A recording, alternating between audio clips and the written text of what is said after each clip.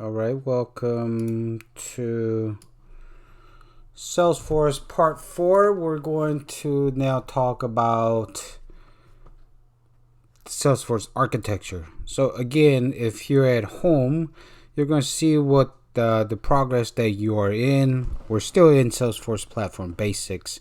And if you go right in, you can find it that way.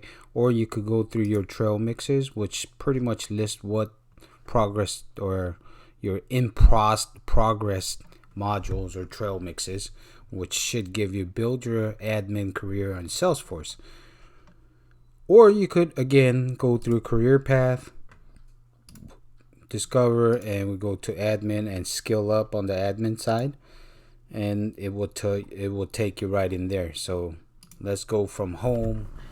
We're in progress within Salesforce Platform Basics. I'm going to go right in it, and we're going to try to understand the Salesforce architecture. So when we go in, if we scroll to the bottom, it's a 3-question quiz. And again, we're going through a lot of information, so try to stay with it. I promise after a while we're going to be going into the labs where we're working within the Salesforce platform itself, but for now we have to get the basics down and understand some of the terminologies and some of the theories and things behind Salesforce and why we use it. So first thing after learning objectives for this particular unit is defining key terminology within the Salesforce architecture, and we're going to find information related to trust and explain at least one of use cases for Salesforce API. So what is Salesforce architecture?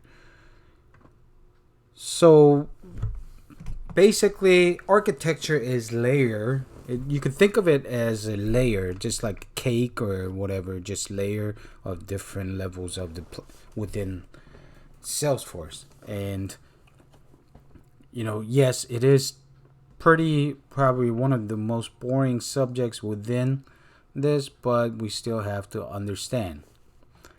And by now you know that Salesforce, or you can use Salesforce to deliver highly customizable experience to your customers, employees, partners, and anybody else who's involved within the Salesforce. And of course, you don't have to know programming for you to use Salesforce.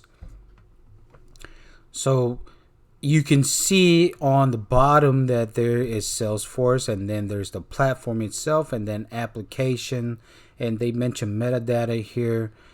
And this is basically what we're going to talk about within this unit. So let me leave it at this picture. And so there's a lot to unpack here, but let's focus on the most important points. First thing, Salesforce is a cloud company, right? Which means everything resides in trusted multi-tenant cloud. It basically, when we talk about cloud, we're talking about you don't actually have the infrastructure, you don't have the hardware within your company. It's actually offered through cloud, meaning that it exists somewhere up there. Somebody else is hosting your software, which often is referred to as software as a service, SaaS system. So Salesforce platform is a foundation of our service. It's powered by metadata and made up of different parts like data services, artificial intelligence, and robust API for development. All of our apps sit on top of a platform. You can look at platform more like your Windows or your iOS for Apple, Android, things like that, or anything of that nature is you could think of it as platform, like Windows. So within Windows, what applications can I use? I can use like Microsoft, right? Or I could use web browser. Those things that you use are apps. So if we take that further with your phone, for example, will run off of Android system. We call that a platform, right? But anything you download from the Microsoft or whatever the apps that you can download, those are actual applications. So the platform itself does not actually run the programs. The programs, which are often referred to as apps, are the ones that actually has the functionality.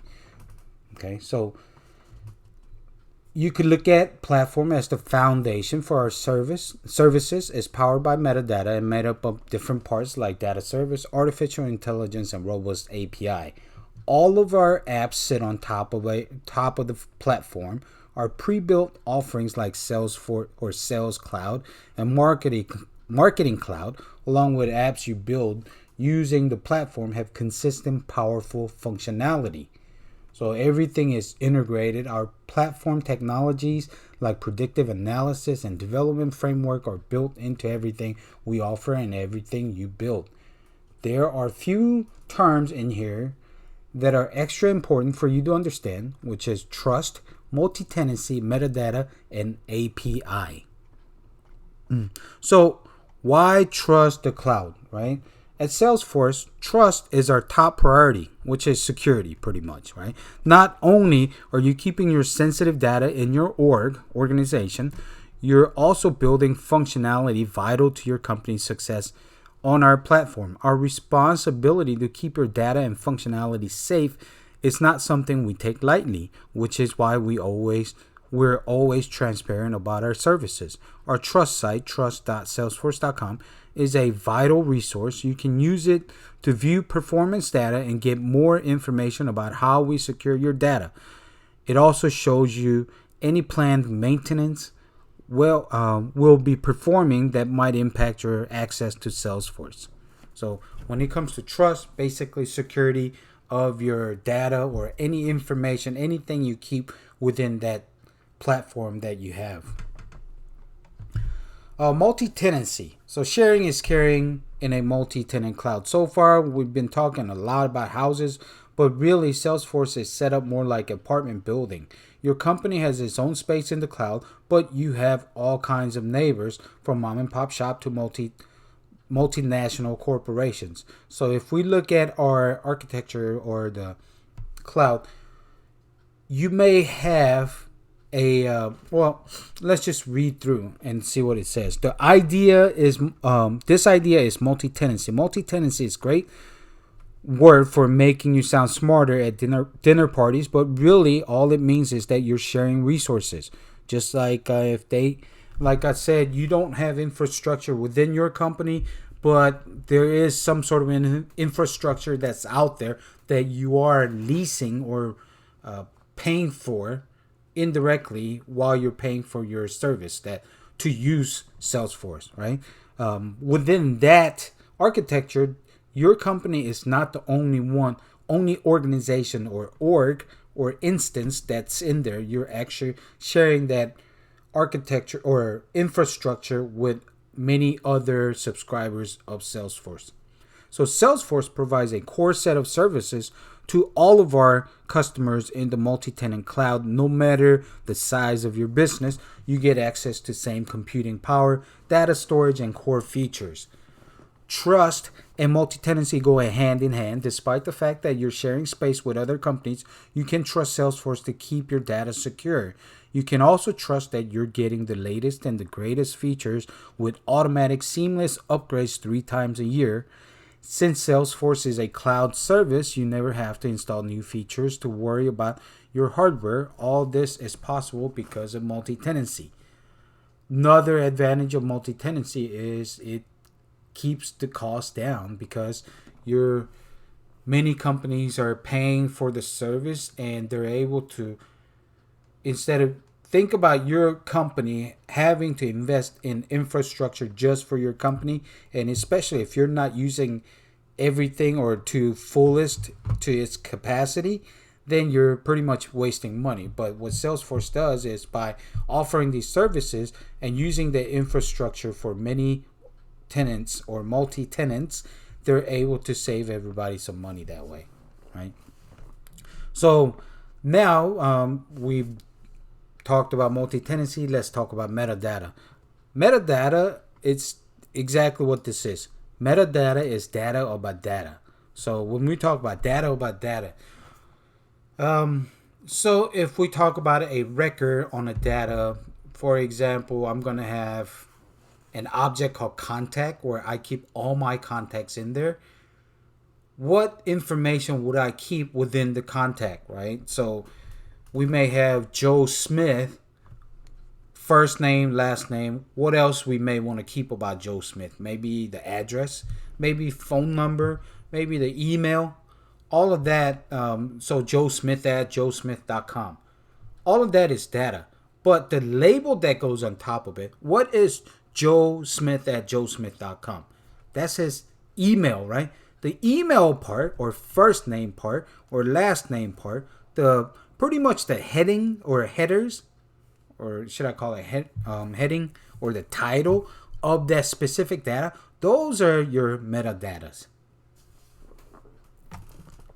So that's not simple at all. When you say data about data, we're really talking about the structure of your Salesforce org. So let's think about object like property. When our friends at Dreamhouse use Salesforce, they input and view data about properties. For example, property can be located in Boston, cost $500,000, and have 3 bedrooms.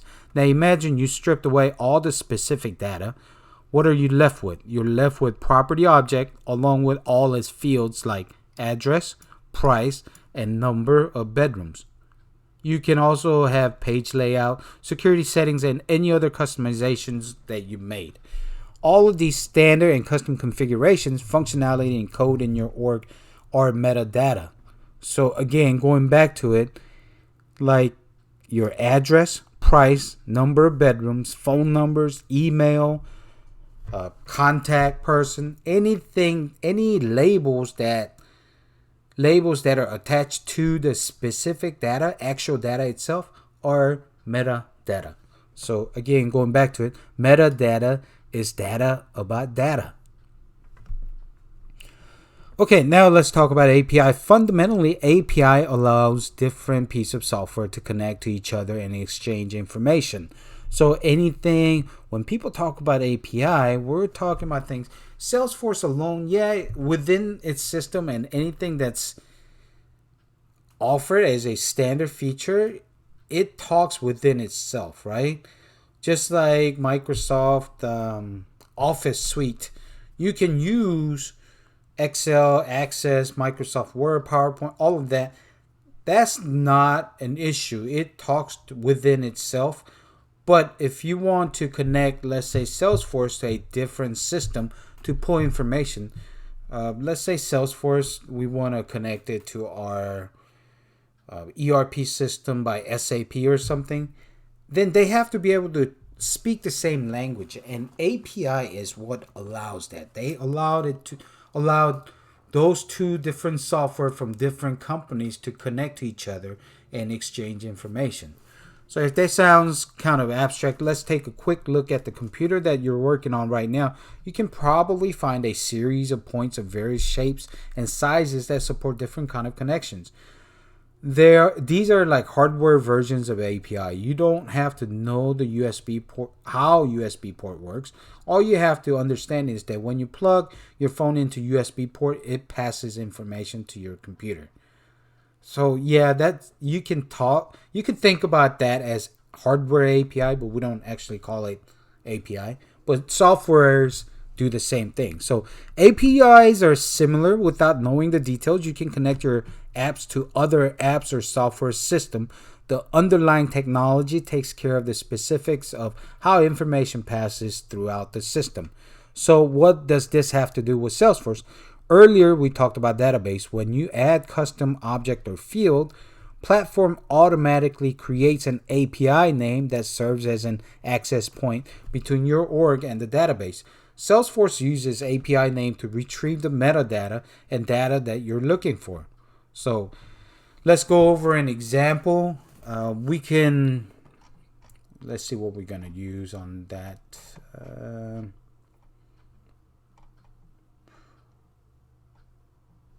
We can use a contact's name field. So again, contact is an object, and we have a field called name. Name itself is a metadata, right? So, for example, we can use context name field in a bunch of places like Salesforce mobile app, custom page, or even an email template. That's all possible because of API name. So when we drag in like here, you could see on a template, it calls for hi, and then you have your syntax of the programming is calling for contact dot name. So basically it's saying within the contact object, bring up the metadata name. I want the specific data off of that, right? So the core of the API's power is that all your data and metadata is API enabled. This might seem like a big deal right now, but API gives Salesforce a huge amount of flexibility. It lets you move beyond the normal idea of business software and build unique and creative solutions for your company. Check out the video for example of how just far you can take it. Go ahead and watch this video in your own time. I think I'm not sure exactly how many minutes it is, but that should round up all the information you need to know about Salesforce architecture, the platform, and the apps, APIs, metadata, all of that. Okay. So while it's truly amazing that you can integrate your Salesforce data with Minecraft, there are also many practical applications for API. Every time you use Salesforce, whether you're using standard functionality or building a customer app, you're interacting with an API. So as far as the quiz go, our trusted multi-tenant cloud means that you get the benefit of the same core set of features for all customers. You also get upgrade 3 times a year and no software to install to access Salesforce or all of the above. It sounds like all of the above to me. Okay, API. We just talked about API. What does it do? It's only for programmers to use. Exact same thing as API name. That is not correct because API name cannot have spaces or special characters. Only thing it can have, instead of space, you would actually use underscore.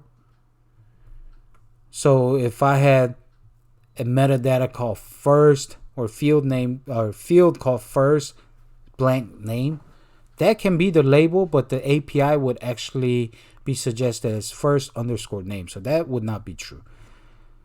Not available for certain technologies such as wearables. We don't know that information. I do not think that is true. It's like a contract between two pieces of software, allowing them to connect and exchange information. That's exactly what the definition of API is. So I'm going to go ahead and choose A. And then metadata, what is it? That was the first sentence. It's data about data. And of course, you should always read every single answer when you're answering these things to make sure that you're not missing or you may not overlook something. But so we're going to go ahead and check the quiz, which should be good. And that completes the architecture unit of this Salesforce Platform Basic.